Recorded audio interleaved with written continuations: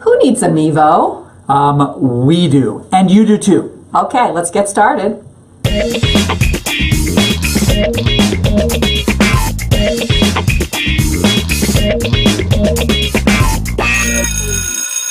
Okay, so today we're just gonna have fun.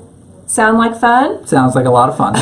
With a new thingy. It's called a Mevo, and it's right in front of us, right there. You've probably seen it before. There's a picture on the screen right now of what a Mevo is, and they are tiny. Oh, I know. It's cameras. Amazing how little it is. It's a video camera, and it was developed by Livestream. You know, that company that where you can stream things live. In fact, that's how I watch a lot of Boise State basketball games that aren't available on networks, but they're available through Livestream.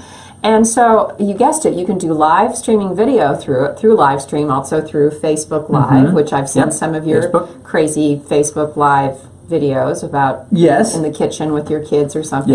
Just really, really fascinating videos, by the way. Anyhow, I'm gonna ask Chris the questions because he's the Mevo expert. I'm still learning about it. I'm looking at the pictures right now on his iPad, but tell us about Mevo. What is it? How does it work? Okay, so Mevo is a camera and an app combination that takes a 4K camera and turns it into a switchable multicam setup. Now, maybe this doesn't make any sense at all, so I'll actually show you what it looks like.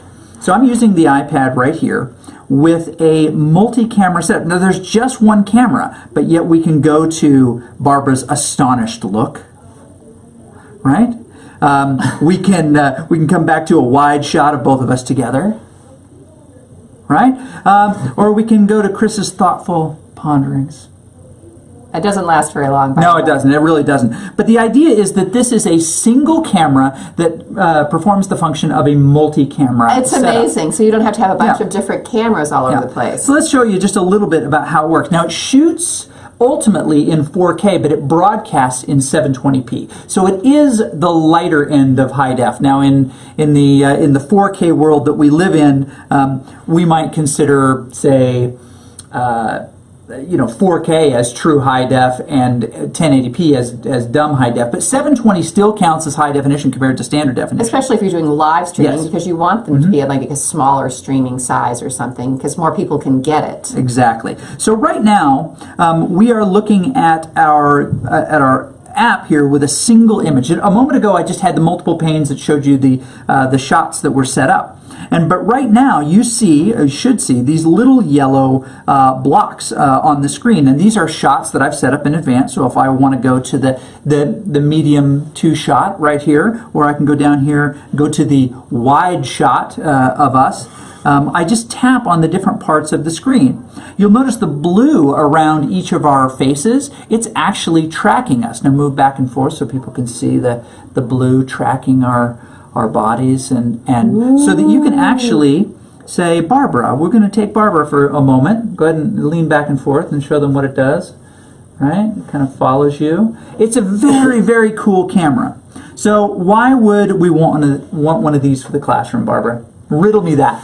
Well, they're easy to use, and you can do multiple angles. And so if you had a bunch of different students and you wanted to show individually what they were doing, also you can pinpoint what they're working on too. So you could actually show them working on their computer. So I suppose it's just an easier way to have multiple angles with just one camera. The setup is pretty simple. It gives it a really nice professional look that you could produce anything you want. Now, we're not actually live streaming this right now. We're recording it to the onboard. That's what I was going to ask you. Yeah, we're recording it to the onboard HD card in there. Well, it's SD card, excuse me. And just capturing these camera angles, just making these live cuts like we're a live broadcast right now.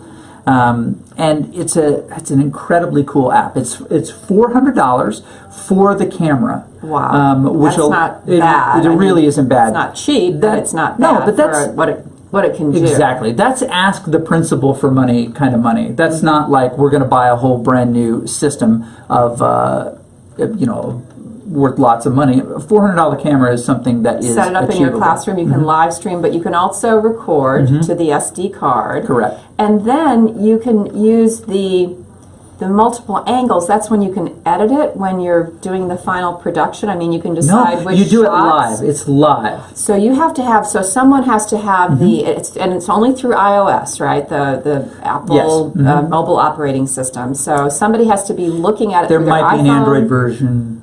There might be an Android version.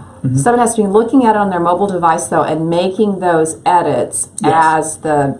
So that's the difference. But as you see, we don't have a multiple producer. cameras. Yes, yeah, but we don't have a producer in here with us right now. I'm doing all of the live cuts myself. Surprising, I don't take more live cuts of me.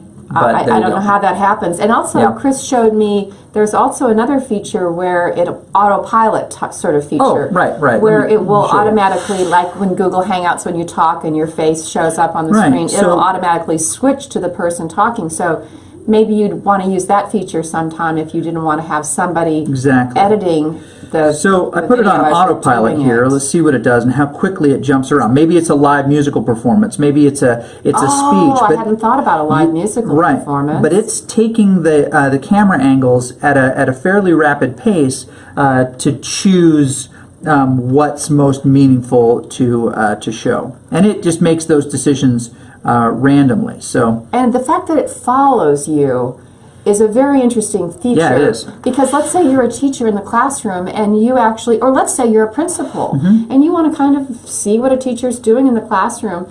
You could set up one of these, obviously, and watch it. And the teacher would almost have to do nothing. I mean, you have to set it up in front of them. What about using it for just a little bit of self-reflective activity?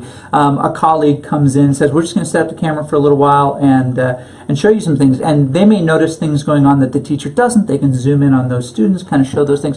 Also, creating your own in-class show of any kind. Speeches and things like that. Speeches would be great because the students could then look at what they did afterwards. It's so much easier to look at your video. This looks like a great little camera. It's a really cool camera. I bought it for myself because I thought it was so cool. Well, we have it on a tripod, obviously, which is very simple and it has its own little microphone. Yep. And now it's picking up the audio right now on the iPad. You can also plug in external audio to it in other places. And it has its own little Wi-Fi, so it doesn't require that you have a Wi-Fi connection actually in the room because you connect your device to its little Wi-Fi signal. Correct. I mean, that sounds so simple. It could work in any classroom. It transmits its own Wi-Fi signal and you can connect your thing to it. I wonder if they'll come up with discounts for educators. I wonder if they will. That would be cool. Maybe there's more info in the description down below. Yeah, thank you, Mevo. Yeah. Send us a couple more of these. Anyway.